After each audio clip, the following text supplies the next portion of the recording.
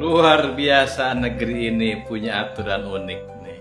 Kamu boleh kurang otak, asal jangan kurang tinggi badan. Mau buktinya?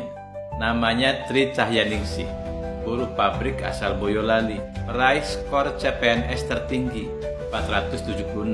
Tapi apa yang terjadi? Dia ditolak, tidak lolos. Alasannya apa?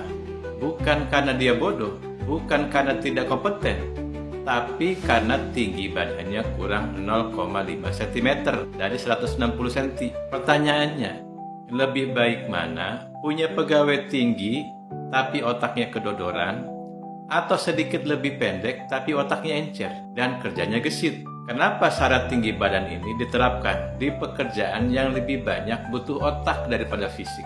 Kalau begini caranya, jangan-jangan masa depan birokrasi kita isinya pegawai jangkung yang bingung baca undang-undang.